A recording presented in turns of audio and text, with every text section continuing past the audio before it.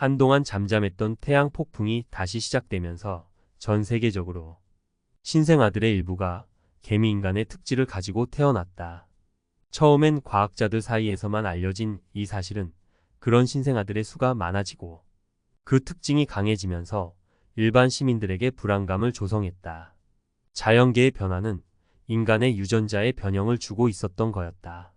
세계 정부는 이 문제를 심각하게 받아들였다. 히물러 정권은 마침내 개미인간 유전자를 가진 신생아들을 전수조사하여 격리시키기 시작했다. 부모들의 반발은 언론과 대중의 무관심 속에 묻히고 말았다. 오히려 그것은 수치스러운 것으로 여겨졌으며 감추어야 할 일이 되어갔다. 이것은 출산율의 급격한 감소에 기여했으며 아이를 가진 부모들은 혹시라도 모를 일을 걱정하여 병원 출산을 꺼리게 되었다. 이런 현상이 일어나자 세계 정부는 모든 신생아의 병원 출산을 강제했다. 세계 정부는 한편으로 전 세계의 대도시를 중심으로 태양풍을 방어할 수 있는 새로운 도시를 설계했다. 그것은 도시 전체를 커다란 돔으로 만든 구획으로 나누어 건설하고 돔과 돔을 지하로 연결하는 계획이었다. 새로운 도시들은 빠르게 건설되어 갔다.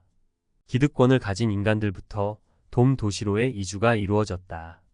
자연스럽게 개미인간의 유전자를 가진 아이들과 그 아이들의 부모들은 돔으로의 이주가 제한되었다. 그들은 돔 외곽이 슬램화된 구도시에서 살아가야 했다.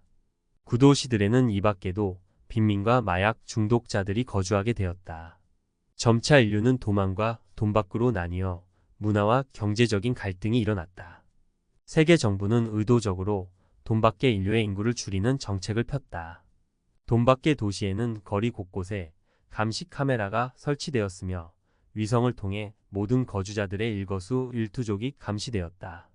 거리에는 로봇 경찰들이 순찰하였다.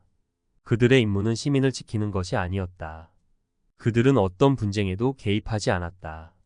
다만 많은 사람이 모이는 것을 막는 것이 전부였다.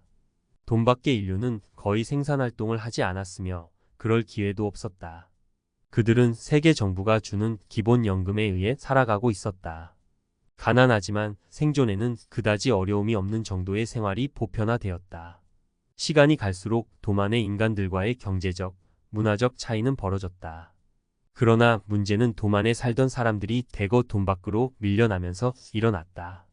돔 안의 극소수 기득권층이 작정하고 돔 안의 인구를 조절하는 정책을 수립하면서 돔 밖으로의 이주가 시작되었다. 직장과 삶의 터전을 잃은 사람들은 돔 밖으로 밀려나자 좌절과 분노를 느꼈다. 세계 정부와 언론은 더 이상 태양 폭풍이 유해하지 않다는 거짓 선전을 했다. 쫓겨난 사람들 중에는 정치가와 지식인들도 상당히 있었다. 그들은 돔 밖에서 살아가던 사람들을 선동하고 각성시켰다. 그러는 사이 태양 폭풍은 더욱 심해져 갔다. 돔 밖의 삶은 더욱더 절망적으로 변해갔다. 견디다 못한 사람들은 조직을 하고 무기를 만들어 세계 정부에 대항했다. 세계 정부는 이들 무장 세력을 무자비하게 진압했다. 소화기가 전부인 반란군은 로봇과 기계 수트를 입고 위성에서 정보를 받는 정부 군과는 처음부터 상대가 되지 않았다. 그러나 반란군은 패배를 거듭하면서 정예화되고 지능화되었다. 반란군을 이끄는 사령관은 허툴이라 알려졌다. 그것이 본명인지 별명인지는 아무도 아는 사람이 없었다. 그는 게릴라전의 귀재였다. 한편 멸종한 것으로 알려진 개미인간은 정신적 지도자인 조슈아를 추종하는 일부가 살아남아 여왕과 갈렙이 세계 정부군에 의해 살해되기 전 아이제아가 전해준 고대 개미인간의 지하도시를 찾아 그곳에서 정착했다. 아이제아는 여왕에 의해 처형되기 전 마지막으로 그의 제자 조슈아에게 조만간 지구에 엄청난 재앙이 있을 것이니 그때를 대비하라고 예언했다. 조슈아와 생존한 개미인간들은 한동안 지하도시들을 재건하며 바쁜 나날을 보내고 있었다. 어느 정도 안정을 찾은 그들에게 지상에서 세계대전이 벌어지고 있다는 소식이 들렸다. 그것은 세계 정부와 돔 밖의 인류 간의 전쟁이었다.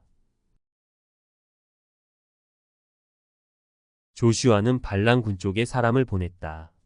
사령관 허툴은 조슈아의 사절단을 만난 후 조슈아가 있는 개미 도시를 방문했다. 그 당시 허툴이 이끄는 무장 세력은 정부군의 공습에 괴멸되어 가고 있었다. 무엇보다 힘든 건 공습보다도 태양 폭풍으로 식량과 식수, 연료로 쓸 자원이 심각하게 부족한 거였다. 허툴은 반군 쪽에 호의를 보내는 조슈아를 만나자 천군만마를 얻은 듯 기뻤다. 조슈아는 그가 걱정하는 것들을 해결해 주었다. 조슈아와 개미인간들은 지하도시의 태양으로 식량과 자원의 자급자족이 가능한 상태였다. 조슈아는 선지자 아이제아의 마지막 당부를 실천하고 있었다. 그것은 인류를 도우라는 말이었다. 그 옛날 고대 개미인간들이 지상의 인류를 도왔듯이 개미도시에 남아있던 고대 도서관에는 그런 역사가 남아있었다. 조슈아는 식량과 식수 외에도 지하의 군사용 땅굴을 파는 방법과 기술자를 제공했다. 그로써 허툴은 정부군의 공습에 대비한 지하 요새를 구축하게 되었다. 그와 함께 허툴은 지하를 통해 도만으로 들어가는 통로를 개척했다. 이렇게 되자 정부군의 일방적인 승리로 기울어가던 전세는 다시 균형을 찾아갔다. 치열한 공습과 게릴라전이 지리하게 이어졌다. 세계 정부는 거의 다 박멸했다고 여겼던 반군의 군세와 사기가 다시 회복되고 있는 원인을 알 수 없었다. 총통 히물러는 경노했다. 그는 내각과 참모들에게 쓸모없는 인간들이라며 발을 굴렀다. 반군에는 개미 유전자를 가진 자들이 다수 참여했다. 그들은 차별과 멸시를 직접 경험한 자들이었으며 신체적으로 정상 인간보다 월등히 강했다. 그들은 주로 개미굴을 통해 도만으로 침투하여 정부군에 막대한 피해를 주었다. 궁지에 몰린 세계 정부는 돈 밖의 도시들의 핵공격을 계획했다. 이 사실은 양심적인 세계 정부 지도자에 의해 반군 측에 알려졌다. 그는 무고한 시민들의 대량 학살을 막으려면 반군이 백기를 드는 수밖에는 없다고 했다.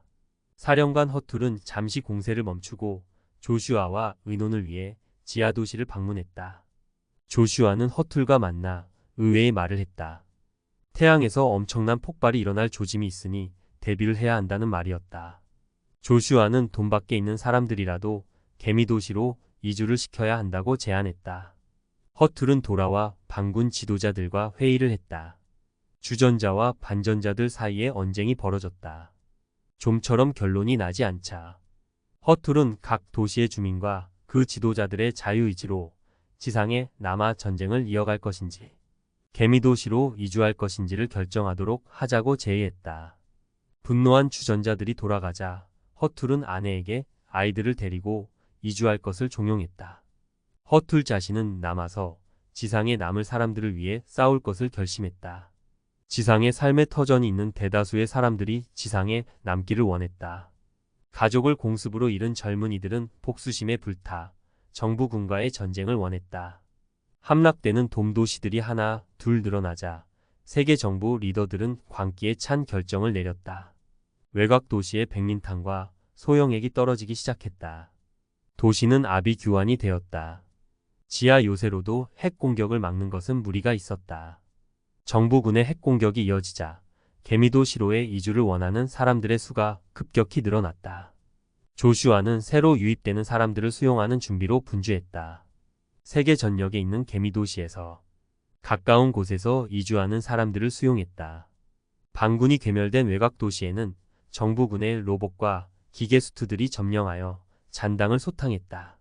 시가전은 치열하게 이어졌다. 정부군도 반군도 많은 희생을 내며 마지막 반군 진압은 이어졌다. 총통 히물러는 세계 정부의 이름으로 승전을 선포했다.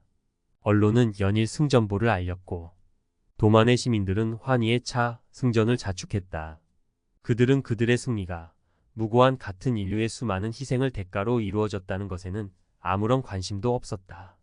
그들은 그들의 안정과 번영 외에는 아무런 관심도 없었다. 또 한 번의 세계대전이 지나고 몇 년 안에 도만의 세상에는 다시 평온과 번영이 찾아왔다.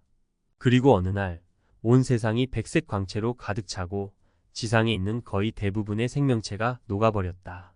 그토록 견고하던 돔은 압력과 열로 아이스크림처럼 녹아버렸다.